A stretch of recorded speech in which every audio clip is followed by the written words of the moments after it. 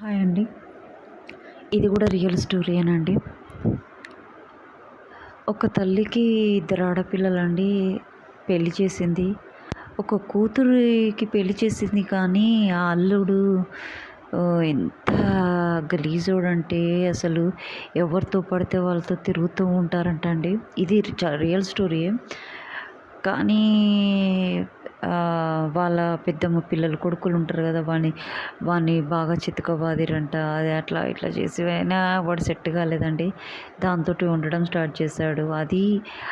అది దానికి ఎంతోమంది అలవాటంట అండి. అసలు యాక్చువల్గా ఇది ఎంతోమందితో కలవడం వల్ల వీడికి ఎయిడ్స్ రోగం వచ్చిందండి. అయితే వీడు పిల్లలు చిన్నగా ఉన్నప్పుడే, ఇద్దరు కొడుకులంట అండి, పిల్లలు చిన్నగా ఉన్నప్పుడే చనిపోయాడంట అండి.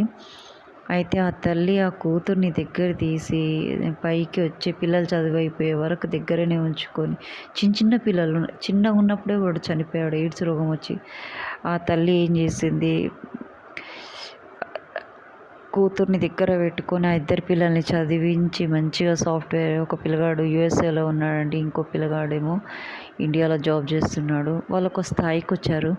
చూడండి, వాడు ఉన్నన్ని రోజులు బాగా భార్యని సతాయించి పెట్టిండు. అంతేకాదు, వాడు అలాంటి రౌడీ ముండలు ఎమ్మటి తిరగడం వల్ల వాడికి ఎయిడ్స్ రోగం వచ్చింది. నయం దేవుడు ఉన్నాడండి. ఆ అమ్మాయికి రాలేదు, వాడికే వచ్చింది. వాడు చచ్చాడు, పీడ పోయింది. చూసారా, వేరు నమ్ముకొని వేరే లేడీస్ వాటి ఎమ్మటి ఉంటారు కానీ వాటి ఫస్ట్ ఆఫ్ ఆల్ వాటి క్యారెక్టరే మంచిగా ఉండదు ఫస్ట్ స్టార్టింగ్ నుంచి. అలాంటి దాన్ని పట్టుకొని ఉంటారు. ఆ ముండలు ఎక్కడెక్కడో తిరుగుతాయి, ఉన్నట్టు నమ్మిస్తాయి కానీ అవి ఒక్క దగ్గర ఉండవండి. ఎవరితోటి పడితే వాటితోటి పోతాయి. కానీ మీ ముందర అవి సిన్సియర్గా యాక్ట్ చేస్తాయి కానీ అవి ఉండవండి.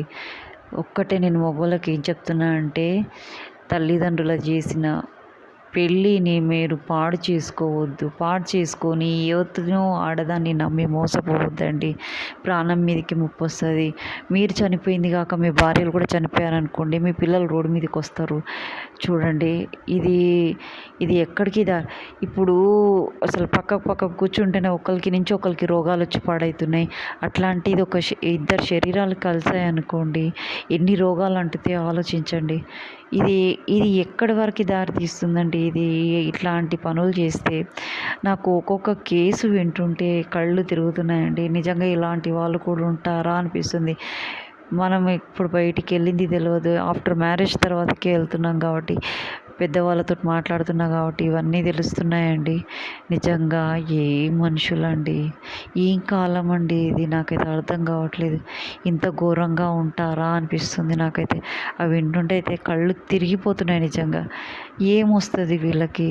భర్త దగ్గర లేని సుఖం వేరేళ్ళ దగ్గర ఏమొస్తుంది? భార్య దగ్గర లేని సుఖం వేరేళ్ళ దగ్గర ఏమొస్తుంది? ఎంత చండాలం అండి ఇది. వీళ్ళు ఉంటారా పోతారా తెలియదు. ఆ భగవంతునికి ఎరకండి. ఇది పోవడానికి వాళ్ళు ఎన్ని రోజులు బతకరండి. నేను నిజంగా చెప్తున్నాను కదా, వాళ్ళు ఎన్ని రోజులు బ్రతకరు. వాళ్ళు చెప్తుంటే అసలు నా మనసంతా యాబ్సెంట్, నా మైండ్ అంతా యాబ్సెంట్. మనసు ఎక్కడండి, మైండే యాబ్సెంట్ అయిపోయింది. అలానే కూర్చుండిపోయి వింటున్నానండి. నిజంగా ఇలా కదిలిస్తే ఒక్కొక్కళ్ళ జీవితాలు ఎంత ఘోరంగా ఉన్నాయి. అందుకే మీ జీవితాలు నాశనం చేసుకోకండి. ఈ స్టోరీస్ విన్న తర్వాత కనైనా మీ జీవితాలు నాశనం చేసుకోవద్దని ఒకటే ఒక రిక్వెస్ట్. నేను ఇవి ఎందుకు వీడియోస్ చేస్తున్నానంటే, మీ లైఫ్ని సేవ్ చేసుకుంటారని ఒకే ఉద్దేశంతో ఈ వీడియోస్ చేస్తున్నాను. ఏదో డబ్బులు వస్తాయనా, డబ్బులు వచ్చేదానికైతే లైక్ చేయండి, షేర్ చేయండి, సబ్స్క్రైబ్ చేయండి అని అందులో నేను ఏ వీడియోలో కానీ ఆ వర్డ్ యూస్ చేయలేదు, ఆ మాట యూస్ చేయలేదు. ఎందుకు అంటే ఇది ఒకరికి ఉపయోగపడే విషయం కాబట్టి చాలా జాగ్రత్తగా తెలివిగా ఉంటారని. ఆవేశానికి రాకూడదు, కోపానికి రాకూడదు. ఆలోచించి నిర్ణయాలు తీసుకోండి. Thank you to everyone.